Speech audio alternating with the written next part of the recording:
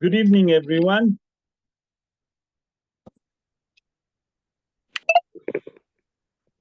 Hello, everyone. Who's with us? Hilton with us, Brian and Glenda with us, Frank with us. How are you, Brian? Hello, Ivor. Hello, Anthony. Hello. How are you, everyone? Is everyone well? Yep. Good. Orel is joining us. Good. Oh, I'm just admitting Orel. Let's wait another few seconds. There's another people coming. I see Len Edelman joining us also. Good. Who else joining us? Let's see who else. I see Gabriel joining us. Okay, Gabriel joining us. Okay, who else gonna join us? Let's see here. I'm admitting Gabriel. Gabriel gonna join us any minute. We're just waiting for the Baal Kore and few others. I see Louis gonna join us in a few seconds. Okay.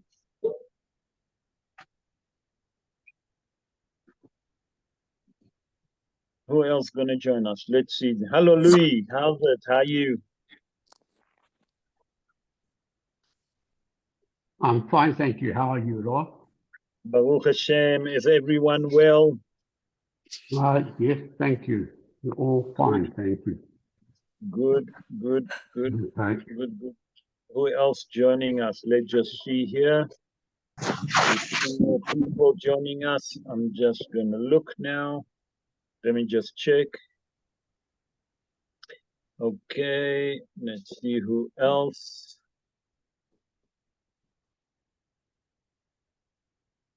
Okay. Let's wait one more second and then we'll start the show. Okay, I'm gonna start, and I'm sure that our friend Mr. Jeffrey gonna join us soon, and then we can he can start be the Baal Kore. If not, we have always Louis as a standby, or Mark always in standby. Okay, so Rabotai, I just want to mention one important thing. This coming Shabbos is Parashat Zachor. Parashat Zachor. Okay, there is, I spoke about it today in Mincha in a shul. Rabotai, there is the Maran Shulchan Aruch. Rabbi Yosef Karo in Shulchan Aruch wrote in Siman Kuf Mem Vav. That's mean Kuf Mem Vav 147. Okay, verse 2. That there is an obligation from the Torah to listen to Parashat Zachor. Parashat Zachor, mitzvat aseh deoraita, pasken the Maran Shulchan Aruch, Rabbi Yosef Karo. And funny enough, the Rama didn't bring didn't say anything about it. That means he didn't bring his opinion on it. So from here we see that most of the Aharonim agree that the Kriyat of Parashat Zachor, it's an obligation from the Torah. Nachon, amongst the Rishonim, there is different opinion, but most of the Aharonim, most of the Poskim Aharonim, that means in the 14th century, in the 16th century, agree until today that it's to listen this coming Shabbos for the reading of Parashat Zachor, Zachor et asher asa lecha Amalek, that we're going to read in Parashat Ki Tetzeh, chapter 25, verse 17, 18 and 19. Only 3 psukim, that's all. So those of you that can go to listen to Parashat Zachor, it's very important. Okay, I would like to dedicate the shiur in the soul of Esther Kaven Bat Ketia, Mordechai ben Rahma, Tamar Bat Zehava, Eitan ben Keren Avishai Nae, Malka Regina Bat Joya, Yaakov Salomon ben Farha, Farha Bat Shalcha.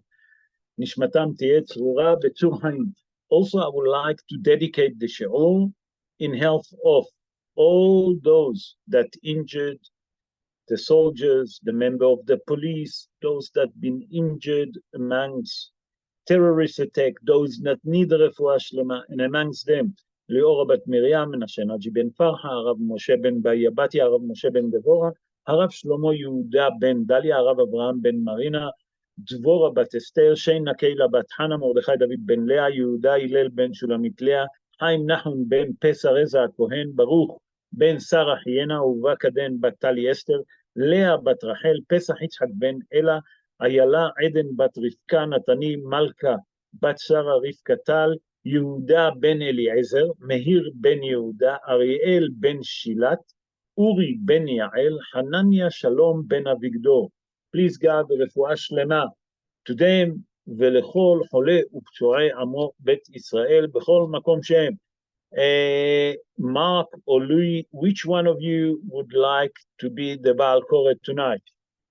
Who's Can Mark do it for tonight? Mark tonight? Mark, can you unmute? Are you okay with that? Just give me a finger. Yeah. You're okay with that? Good, Okay. good. Rabotai, this coming Shabbos, I'm just going to we're get gonna my start- chumash. It's at the back. No problem. Rabotai, this Shabbos, we're going to start the third book of Moses, Parashat Vayikra. Sefer Vayikra, just introduction, quick introduction. Sefer Vayikra, it's a book that speaks about the korbanot. It means about the sacrifice that Bnei Israel used to bring at Bet HaMikdash, at the tabernacle, at the Mishkan. Okay, Mishkan is the Mishkan that was in the wilderness, is a portable Bet Mikdash. Okay, and by the way, until the Inter Eretz Israel, they didn't have Bet Mikdash. So what they used to do?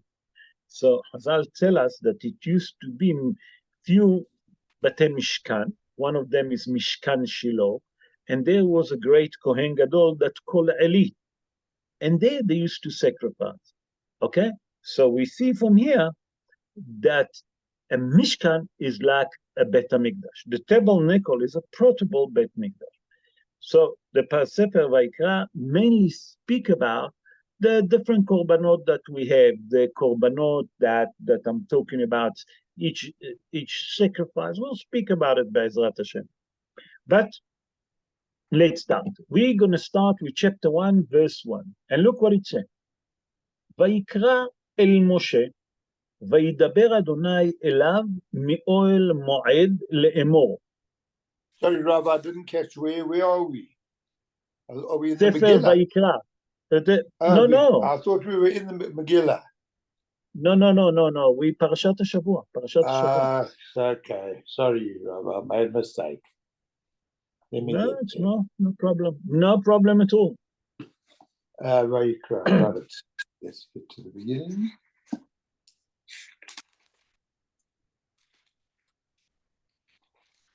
Okay. He called to Moses, and Hashem spoke to him from the tent of meeting, saying, Okay, if you look at that verse, in a Sefer Torah, any Nehumash, Rabotai, the letters Aleph of the word Vayikra is very small. We have to understand why. But we have to understand, if HaKadosh Baruch Hu called Moses, if HaKadosh Baruch Hu called Moshe Rabbeinu, why does it say, Vayidaber Adonai Elav? And he spoke to him from the tent of meeting.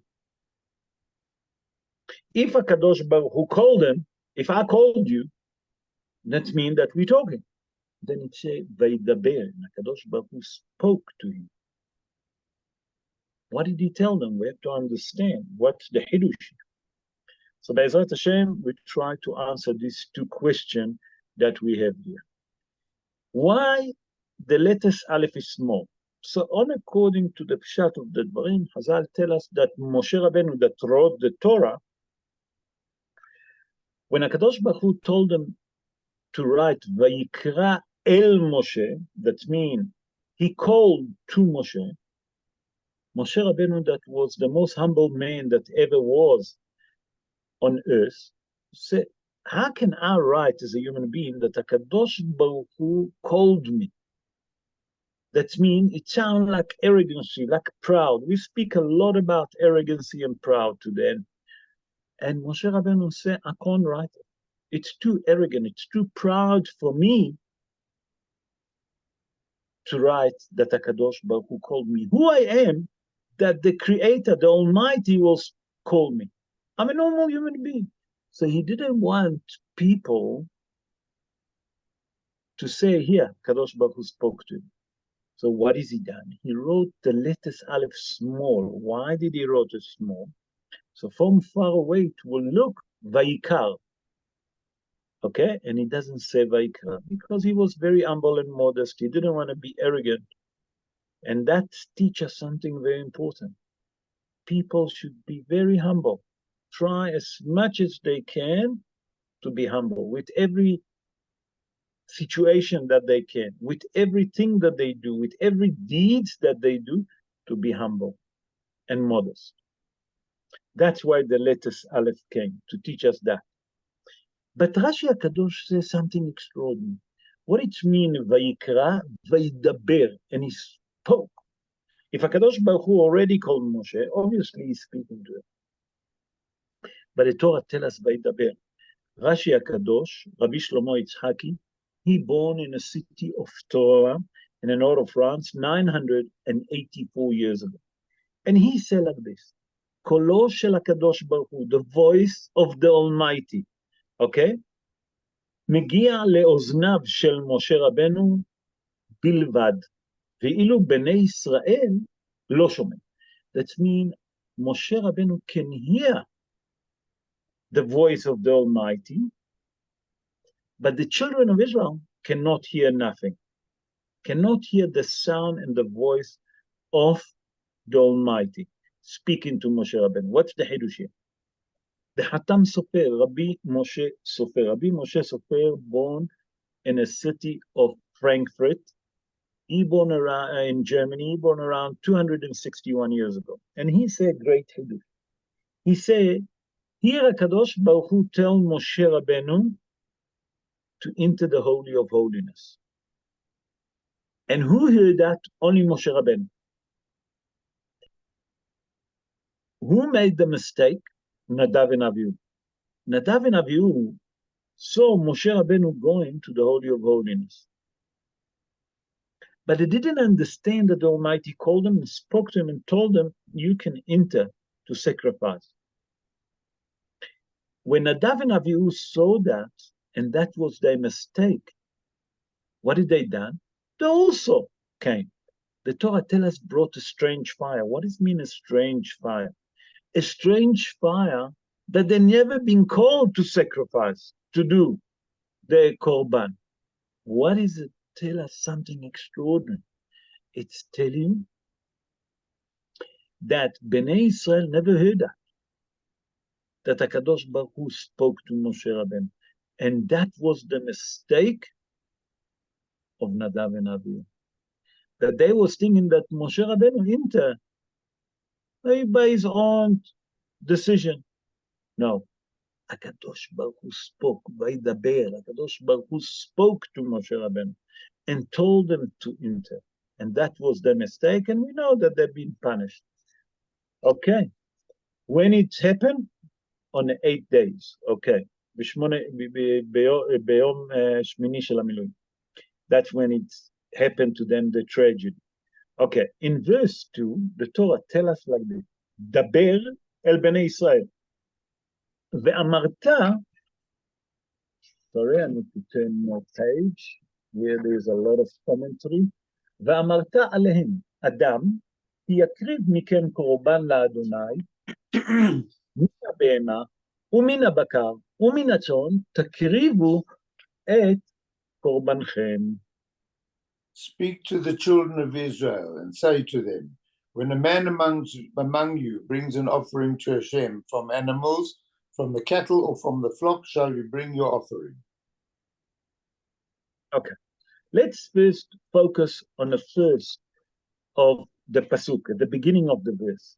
Daber el bnei Israel, speak to the children of Israel. V'amarta lahem, and say to them. If you saying to Moshe Rabbeinu to speak to them, obviously he will tell them. So why is the Torah repeat? Daber ve'amarta. Why is it repeat? If Moshe Rabbeinu speak to them, he obviously telling them something. Rabotai, there is a Hidush here. And the Hidush that I'm going to bring, it's the Hidush of Rabbi Rabbeinu Behaye ben Asher. Rabbeinu Behaye ben Asher, born in a city of Saragossa. He born around 769 years ago, plus minus, in Spain, Saragossa in Spain. And he wrote commentary on a Torah. And he said this. He said the bear is in general. The Amarta, it's in private.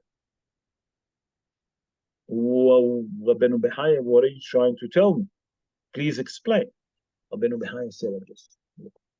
HaKadosh Baruch Hu said to Moshe Rabbeinu, Daber el Bnei Israel, speak to the children of Israel. Tell them regarding the mitzvah to bring sacrifice. There is a mitzvah to bring sacrifice, that if a person done Avera, done a sin, you have an obligation to bring a sacrifice. Or a person that decide that something good happened to him, and he want to thank HaKadosh Baruch Hu to bring Korban Todah. Okay, that's the bear. Tell them about the mitzvah of the Korbanot. What it means, Amarta? Say Rabbeinu Bechaya, the word Amarta, meaning explain to them what's hiding behind the secret of the Korbanot. Why do they have to bring Korbanot? That means, he said like this. He said, HaKadosh Baruch Hu said to Moshe Rabbeinu, Daber el Bnei Israel, ve'amarta lehem ve'asu lahem tzitzit. That means, speak to the children of Israel and tell them that they're obligated to do what? A tzitzit. Tell them that they're obligated to wear a tzitzit. But explain to him how to make the tzitzit.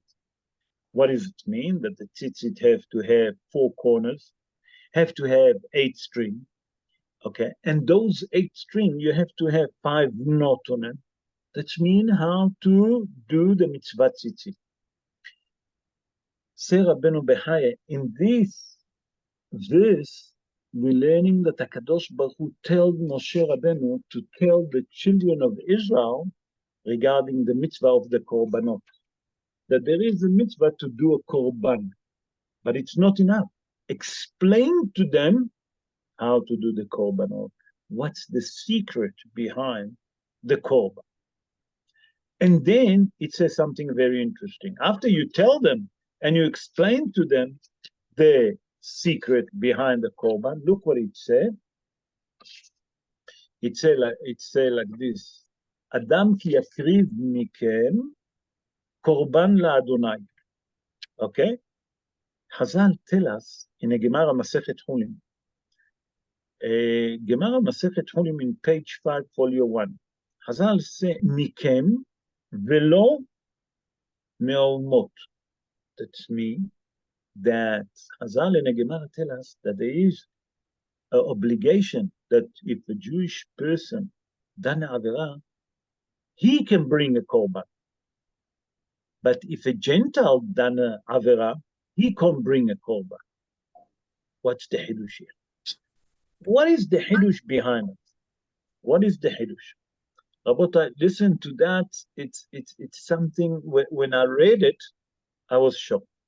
So first, let's explain what's the idea about the korban, and then we explain what Chazal in the Gemara and Masechet Cholim tell us. The Al-Sheikh HaKadosh, Rabbi Moshe Al-Sheikh, that born in the city of Andripoli in Turkey 517 years ago, explained, you know what's hiding behind the korban? A person bring a korban to Beit HaMikdash, he given it to Kohen, and the shohet there shech the korban. The owner of the korban see how is the korban will shech.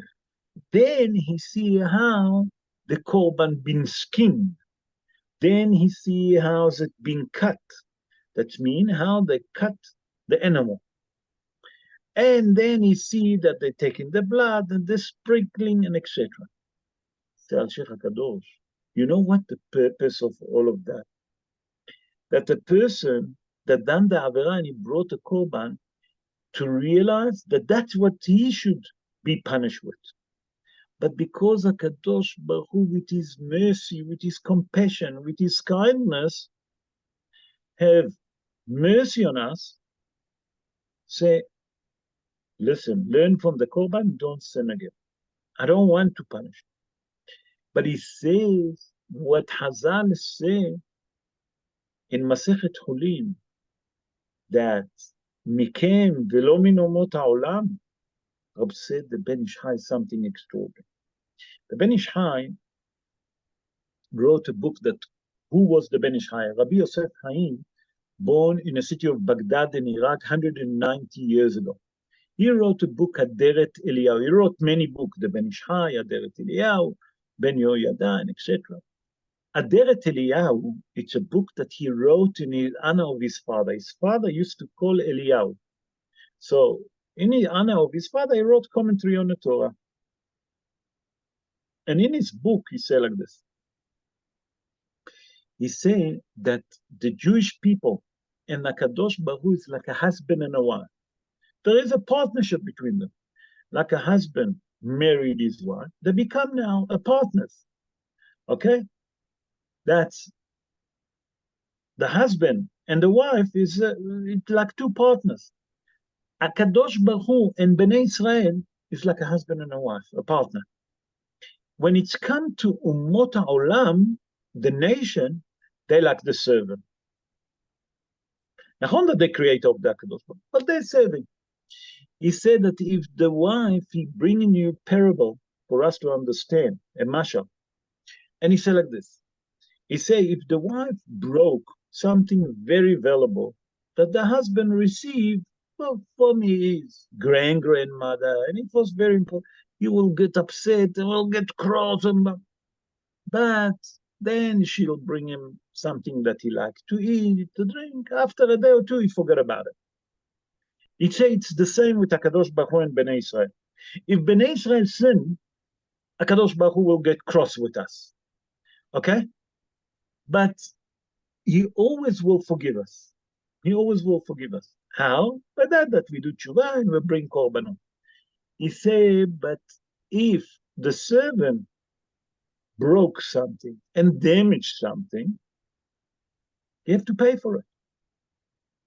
He said that it's not going to help if they're going to bring korbanot, because a servant cannot bring korbanot. It's not tshuva. If a goy done avera, finished. He can't do tshuva. He have to be punished for it. He said that's the difference. It's a Adam ki yakriv korban laHashem. It's only Jewish people can do, bring korbanot. And that's what will do atonement to the Jewish people. Why? Because we partner with HaKadosh Baruch Hu. We're like a husband and a wife. Nachon that we sin because we're human beings. But HaKadosh Baruch Hu in the end will forgive us. He wants us to do tshuva to forgive us. But if a goy done avera, HaKadosh Baruch Hu doesn't forgive him. He wait for him and then he punish. That means when I say wait, he wait how much he gonna do more averot, and then one time he finish with it. That's the difference. That's the Ben Ish Hai explained that verse. So now we can understand what's hiding behind it. Why did HaKadosh Baruch Hu in this verse tell us Adam ki yakriv mikem korban laAdonai? That means that all the purposes that korban is to bring us closer and to bond with the Almighty. To do tshuva so we can bond with the Almighty. Let's go to verse 3. And look here in verse 3, it says something very, very interesting. Look which korban it's speaking. Im ola korbano min habakar zachar tamim יקריבנו על פתח אוהל מועד, יקריב אותו לרצונו לפני השם. If one's offering is an elevation offering from the cattle, he shall offer an unblemished male. He shall bring it to the entrance of the tent of meeting voluntarily before Hashem. Okay, if you read that verse, your first question that you should ask, the first korban that the Torah speak about in Parashat Vayikra, the book that speak about the korbanot, it's the offering of elevation, korban olah. Why dafka korban olah? That question been asked by Rabbeinu Bechaya.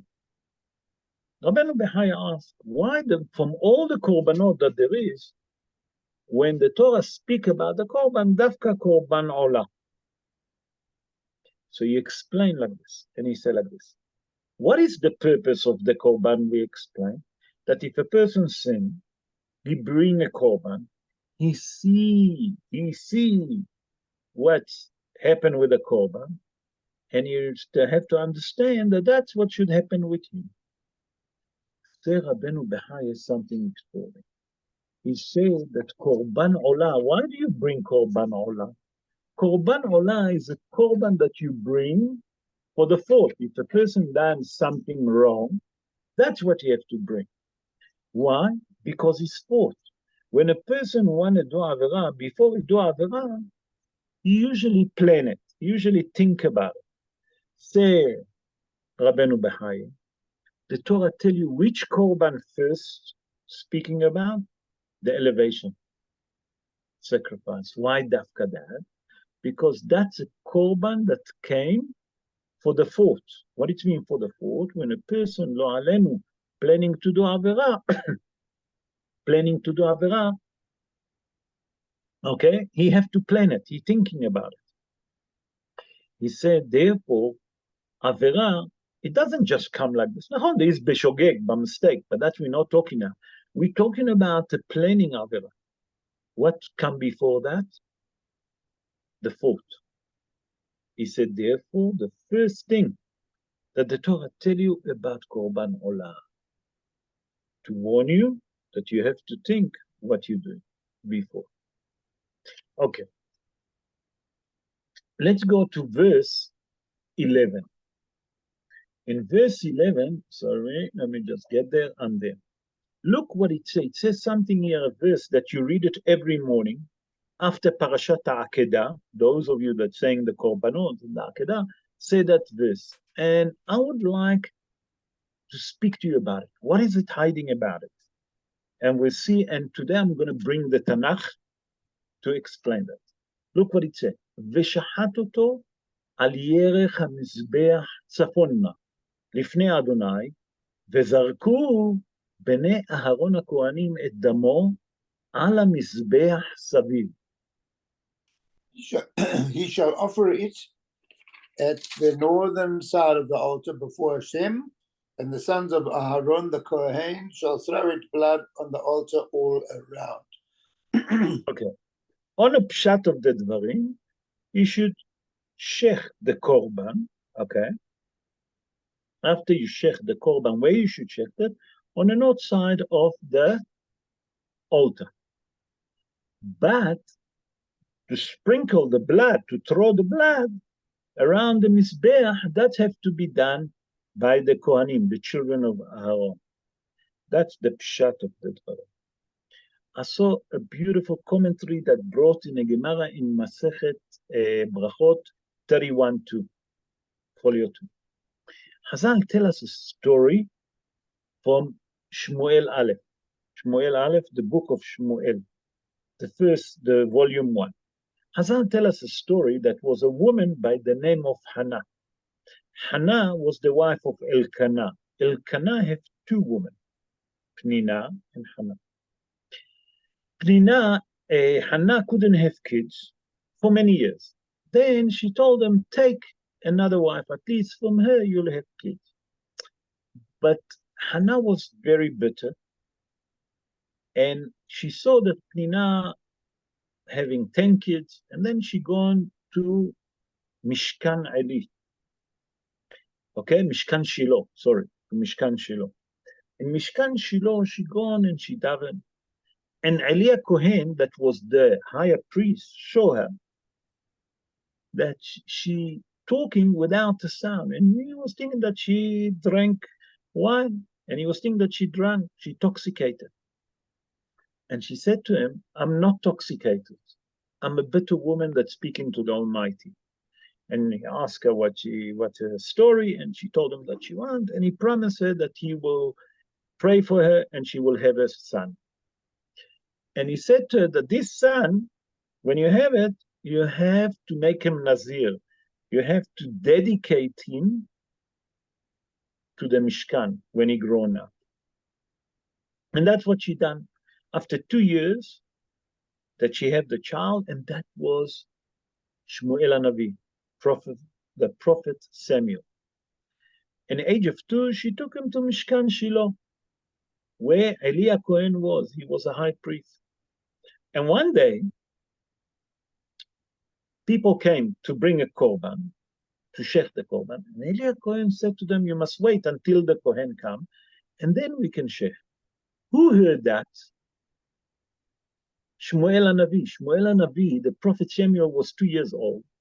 He looked at Eli Cohen, he looked at his mom, and he looked at the people.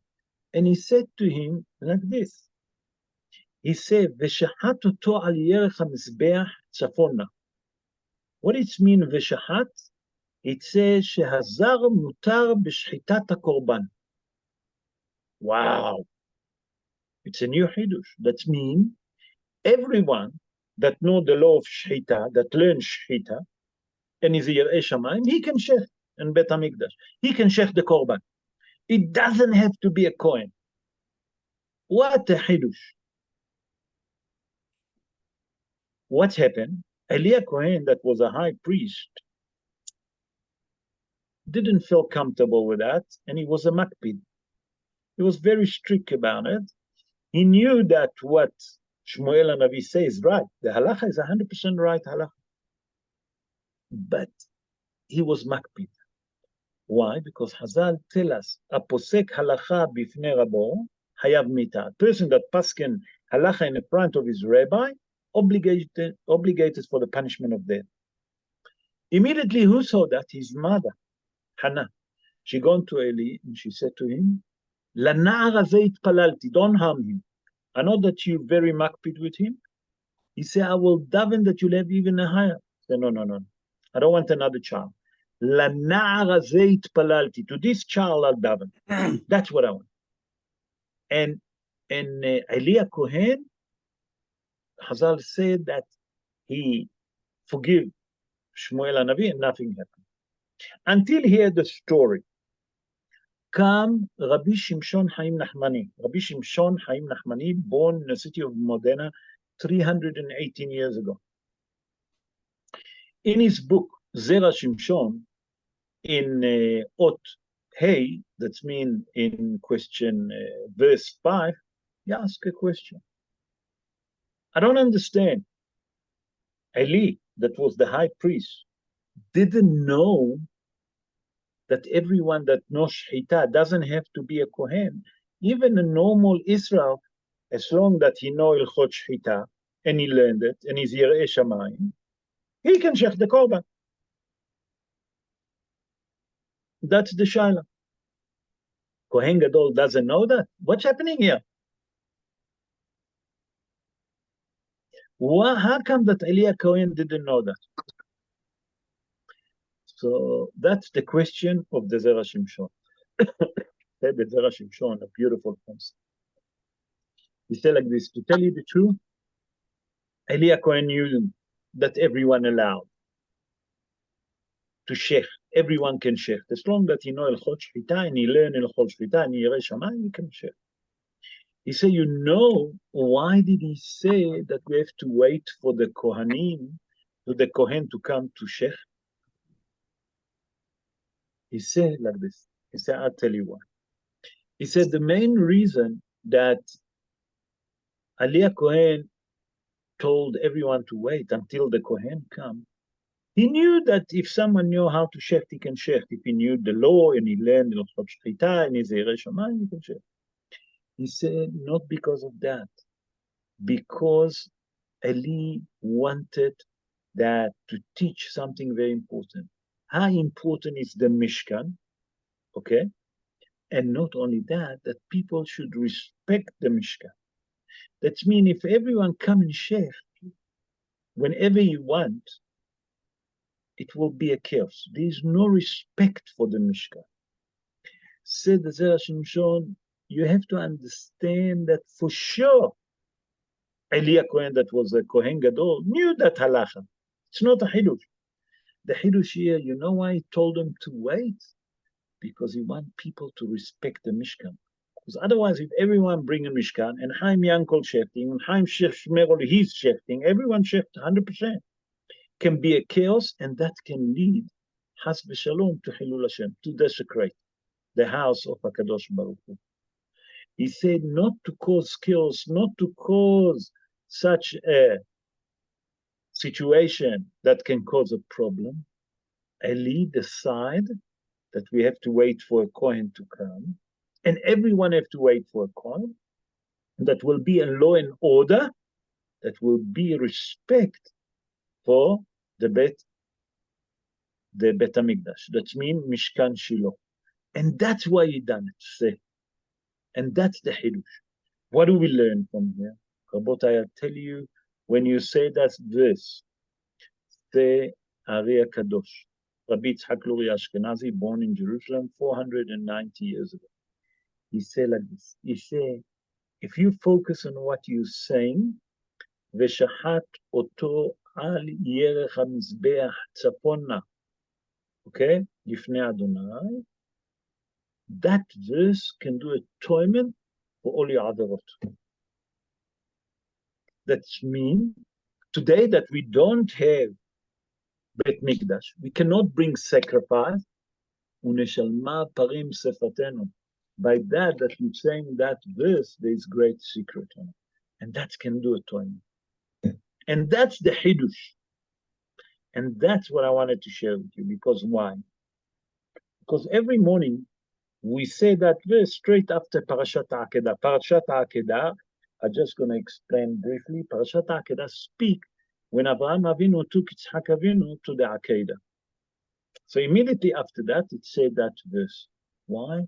The secret behind it, that we're reminding HaKadosh Baruch Hu, the Akedah of Yitzhak Avinu.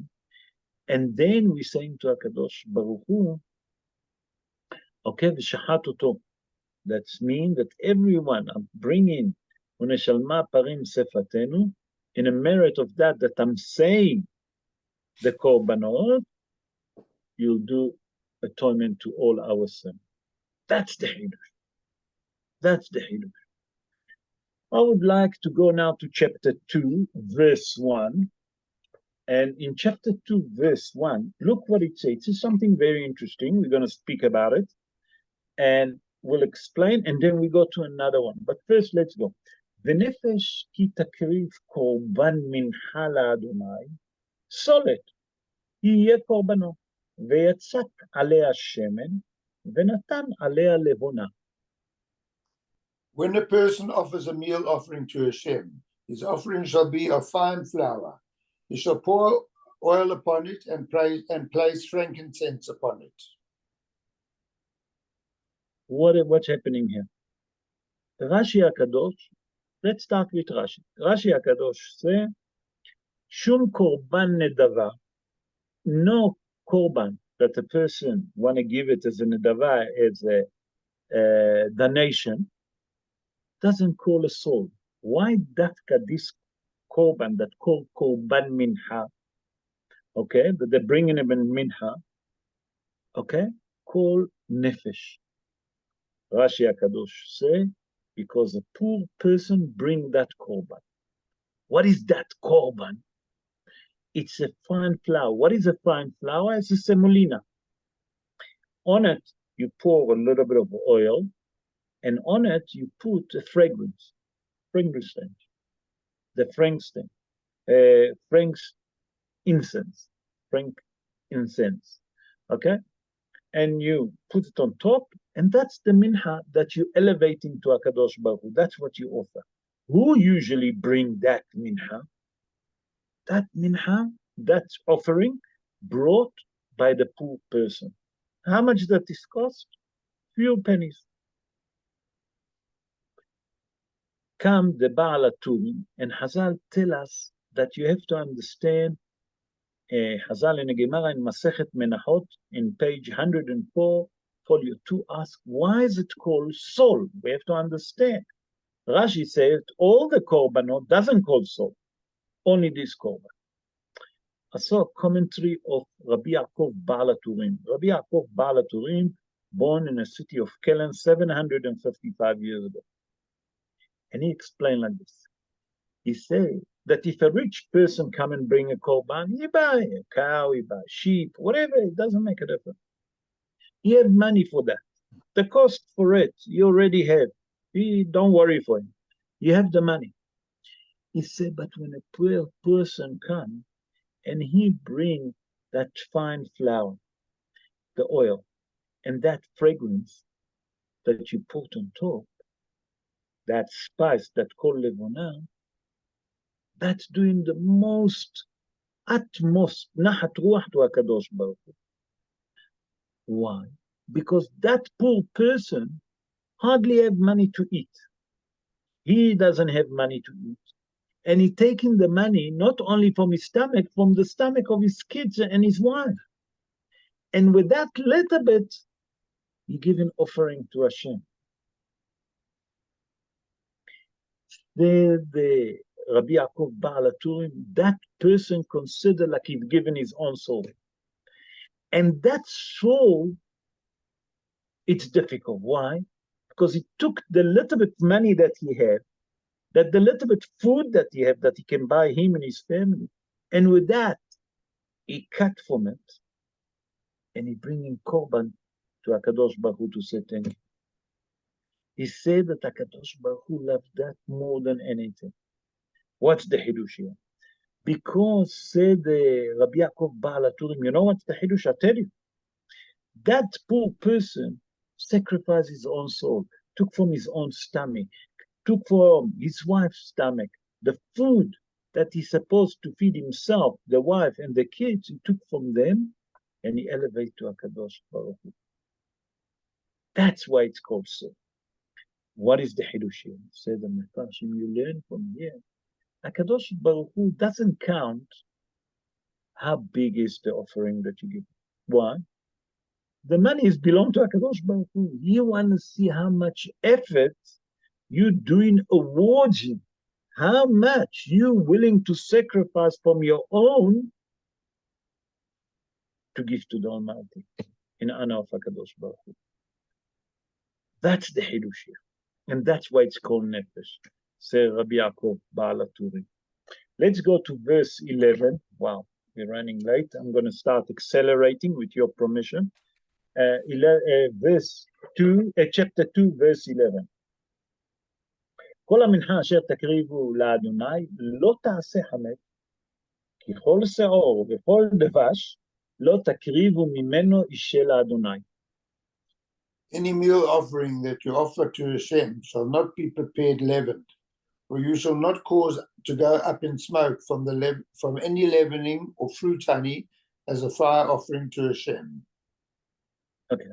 Here we see that the Torah tells us that there is a mitzvah when you bring the korban of the mincha, you should not put in it not yeast and not honey. Okay? What it means? Kol seor v'chol devash. You're not allowed to bring not seor is devash, seor is yeast, devash is honey.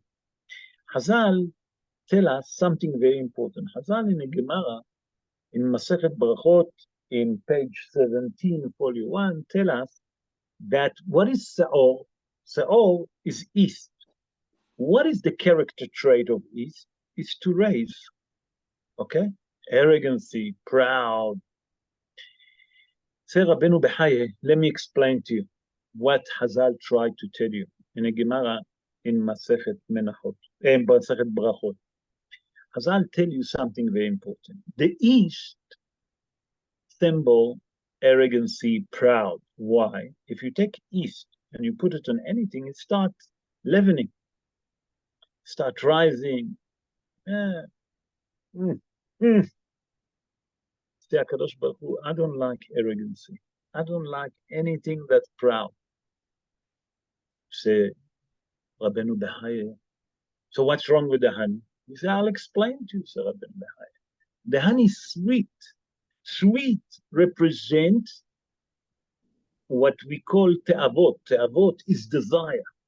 People that follow the desire. They love to eat. They love to drink. Okay? But they do it with all their heart, with all the desire. HaKadosh Baruch Hu, say Rabbeinu Bechaye, doesn't want it. Why? Because a person that follows his desire, okay, that means that that's what entices him later on to do also other works. Because he can't control his desire, let's say for eating. I'm not saying about any other thing else. He cannot control himself from refraining from doing other works. He said, and that's the reason that HaKadosh Baruch Hu doesn't want it. Because they assemble the two things that actually the two character traits that lead a person to do other works. What is it? It's a east, that it's get Levin, okay, get rise, arrogancy and proud. Number two, sweet. That's the honey that entices a person to do other works that follow after his desire. Come the great eagle, Harambam, Rabbi Moshe ben Maimon. Rabbi Moshe ben Maimon, born in the city of Cordova in Spain. He born around 889 years ago, plus minus. And in his book, Hayad HaHadasha, I'm sure that all of you heard about it. It's the main book of the Rambam. He wrote in Elchot De'ot. Elchot De'ot in chapter 1, law number Halakha Daled, law number 4. Listen what he said. He said, and he explained, that all the character trait that a person has, you have to choose to walk always in the middle way. Not to be too extreme to the right, not too extreme to the left. He's saying that in life you have to be all the time in the middle. Don't be too extreme. That's what the Torah asks you. But he said, look here in this verse what the Torah tells you. Two things. HaKadosh Baruch Hu doesn't want to see them in a korban of mincha. What is it? He doesn't want to see when you bring in a korban something that's leaven, that rise, that's the east, and he doesn't want to see the honey. What is honey? It's a person that follows his desire. He said that the Torah here tried to teach you something very extraordinary in life. That you should not follow, to refrain from following arrogancy, to refrain from thinking that you so good, you're so great, you're the best. No. The Torah comes to teach you modesty and humbleness. That's what the Torah tried to tell you. That when you come to grieve a korban, what is the job of the korban? Is to bring your heart. What does it mean to bring your heart? That to break yourself, to understand that you're a human being, that you made a mistake. And when you come in to ask HaKadosh Baruch Hu for forgiveness, you shouldn't come with arrogance. You shouldn't come with your desire.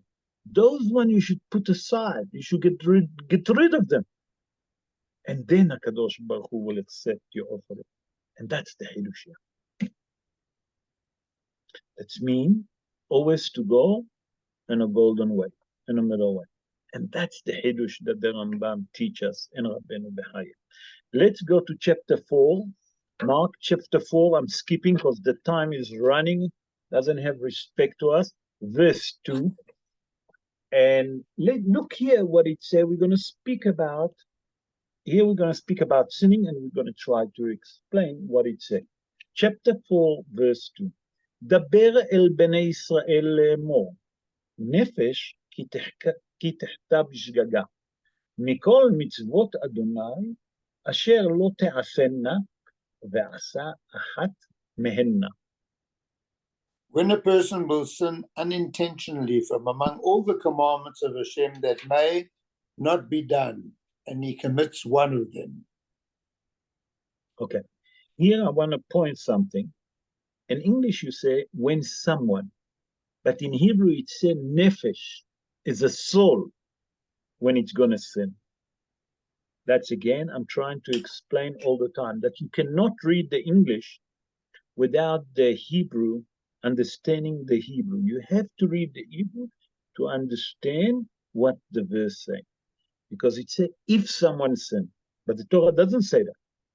It says, nefesh ki tahta, if the soul will sin. bishgaga, by mistake. I saw a beautiful commentary of the Rabbi Haim ben Attar. Rabbi Haim ben Attar, born in the city of Sali 328 years ago in Morocco, plus minus.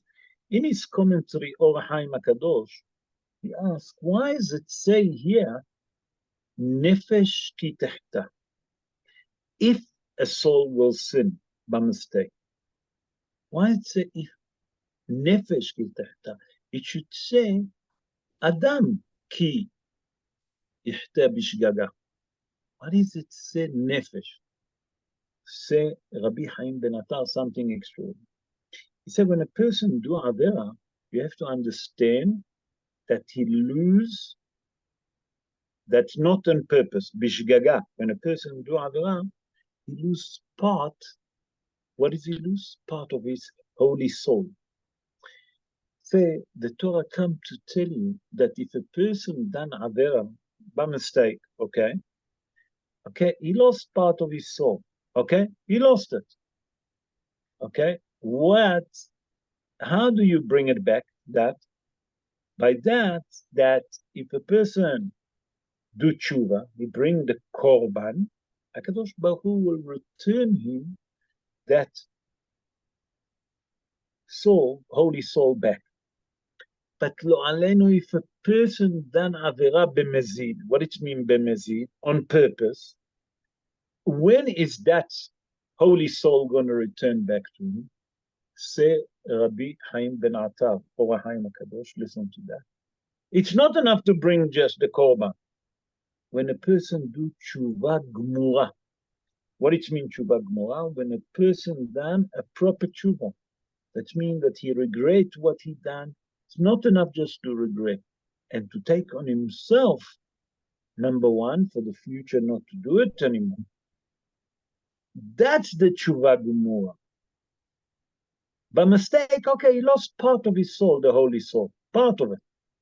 But when a person do avera b'mezid on purpose, then the complete soul leaving. And that's the Hiddush, what he said, the soul. That each one of us have the holy soul in us. When we do an averot, we're losing that holy soul. How we can bring it back, which depends what kind of averah and how we done the averot. So if we done it by mistake, say Rabbi Haim ben Attar, okay, you made it, okay. But how you bring it back, therefore you doing the averah, you do tshuva, you bring the korban, beseder, it's come back. But if you done it b'mezid, it's too difficult. Then you have to do tshuva gemura, complete tshuva, and that's the Hiddush. I would like to end up with something else that, again, modesty and humbleness. And I think that that's very important for us now because we're coming to the festival of Purim. We have to understand how to behave, each one of us. And look what it says. Asher, chapter 4, verse 22. Asher nasi yehta ve'asa ahat mikol mitzvot Adonai Elohav. Asher lo ta'asenna bishgaga ve'asham. When a ruler sins and commits one from among all the commandments of Hashem, his God, that may not be done unintentionally and becomes guilty.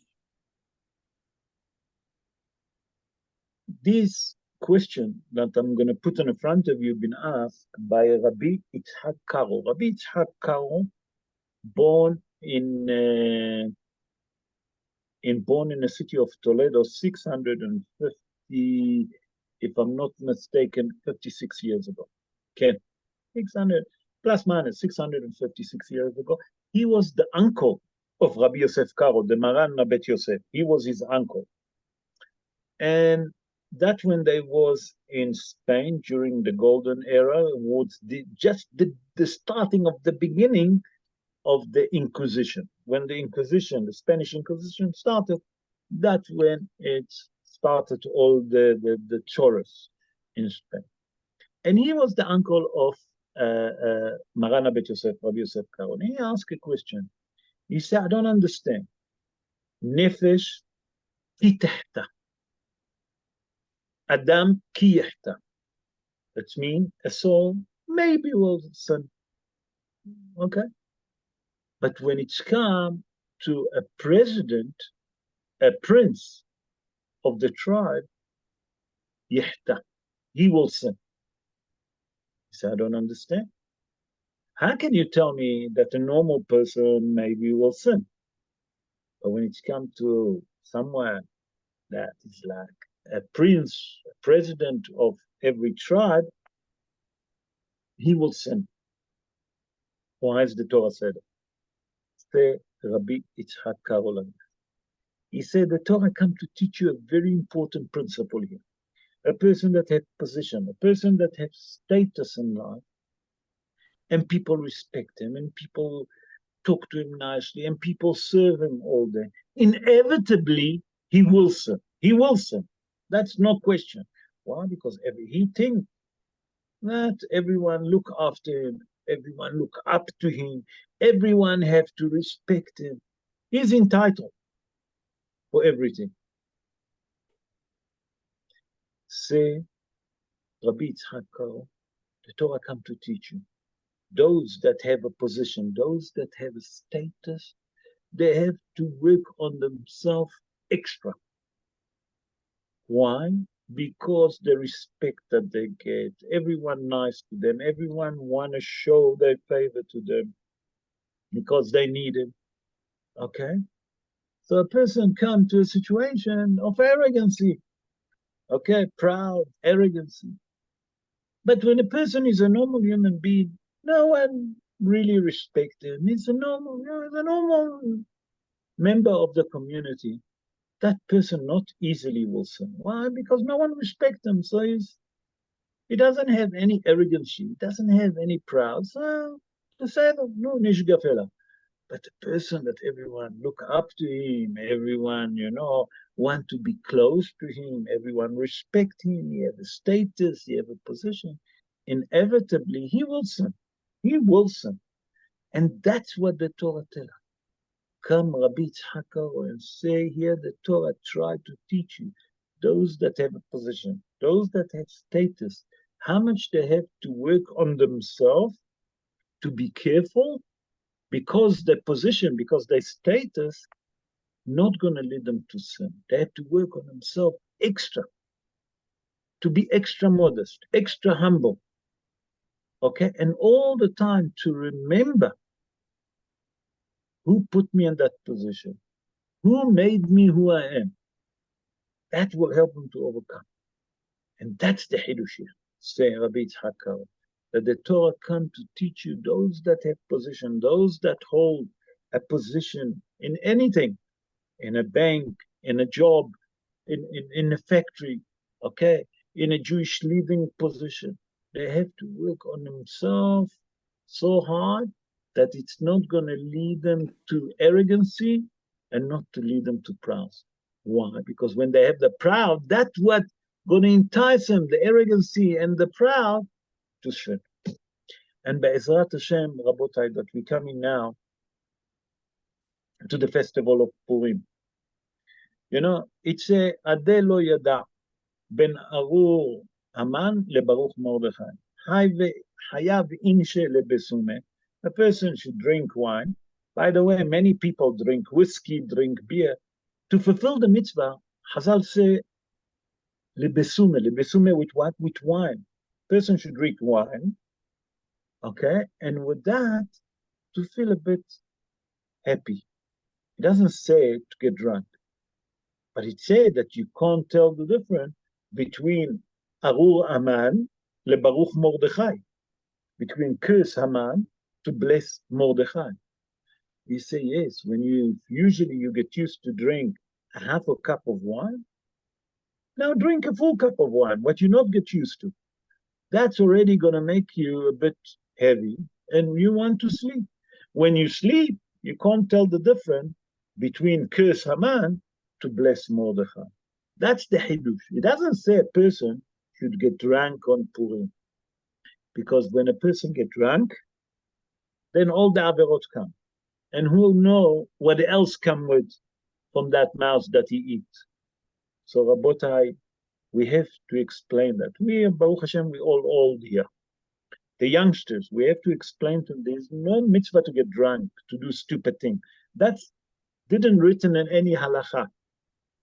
A matter of fact, I saw it in the name of the Rabbi, if I'm not mistaken. I don't remember. The Rabbi, Rabbi Shlomo ben Aderet, I think so, I'm not sure. He said, how much a person should drink in Purim? Adel lo yada. He said he should drink a little bit more than what he gets used to. So if a person gets used to drink every day a cup of wine, on Purim you must drink 2. That's all. If you not get used to, drink a half a cup or 1 cup. That's all. But it doesn't say to drink and has b'shalom. I don't want to say the word. People sometimes throw out. And then everyone else. Efo derech eretz? Where's the derech eretz? Rabotai, that's all about Parashat Vayikra. Humbleness, modesty, to refrain, to run away, to push yourself away from arrogance. Be'ezrat Hashem, that we should all follow what HaKadosh Baruch Hu wants us to follow, to get rid of the inclination, that character trait of arrogancy and proud, and we're going to be more modest and more united, Be'ezrat Hashem. And then HaKadosh Baruch Hu will send us, Mashiach Tzidkenu speedily in our day, Amen, Ken Yeh Ratzon.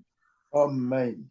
And I would like to take the opportunity, Rabotai, and to wish all of you, first of all, Shabbat Shalom, because tomorrow is a fast day, and a fast day after the fast. I don't fast very well. It's very difficult for me to give show after the fast. But I would like, first of all, to wish you a meaningful fast. Number 2, a beautiful Shabbos. And also to take the opportunity and to wish all of you Purim Sameach, that please God will have a joyful Purim, a beautiful Purim with a lot of happiness, and will merit to see that HaKadosh Baruch Hu, the same like he put the hostages where they are in 1 second there, he can release them in 1 second. So Be'ezrat Hashem, that HaKadosh Baruch Hu will release all the hostages, and we'll see miracle like the Jewish people saw in a time of Mordechai and Esther, Be'ezrat Hashem.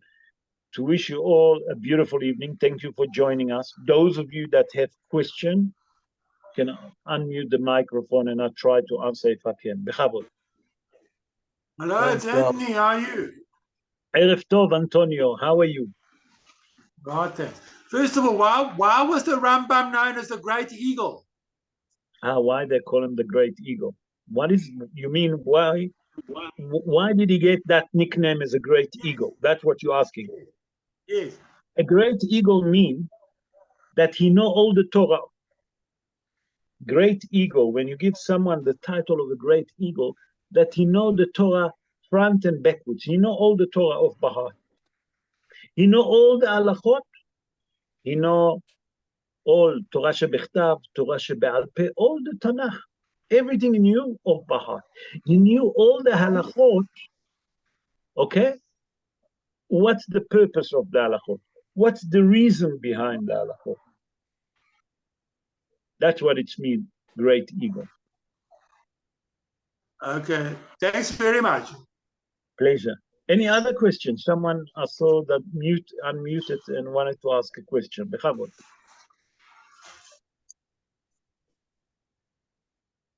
No question? Okay. Yes, Rabbi. Frank. Bechavod. Ken, Bechavod, Frank. Rabbi, I want to ask you one or two questions. I hardly can hear you, Frank. Can you speak to the microphone? Yes, can you hear me now? Yeah, a bit better, yeah. Okay. When King Solomon dedicated the temple, he asked Hashem that please, that if a non-Jew came to ask for forgiveness, he should do it. He should forgive that non-Jew. Am I right? I don't know about it. I know that Well, they used to sacrifice in Bet HaMikdash, in Hag HaSukkot, they used to sacrifice 70 korbanot towards the nation, for the successful of the nation. I don't know if it's for forgiveness. That's I never. I read that somewhere. So Okay. As you said, it doesn't have to be a Kohen to do the shechita. The shechita. The shechita. Yeah. But again, but the atonement, the shechita is not, the shechita have nothing to do with the atonement. But I read somewhere that only the Kohen can take the blood and sprinkle it on. That's what we said. That's what we said tonight. The sprinkling of the blood around the mizbeach, only the Kohen can do. But the shechita can be done by anyone. Yes. It doesn't make a difference if he's a Kohen or he's not a Kohen, if he's a Levy or Israel, as long that he know how to shecht and he know the law of shechita and he have yirat shamayim. Those the most important thing, that he learns shechita. He know what to do. He know how to check the korban. That's what it means. He know how to shecht. It's not just to shecht. You have to know the ilchot shechita. That you have to learn them. And you have to have the fear of heaven. That's the chokmah. That's what I'm saying. The other question I want to ask is the korban todah.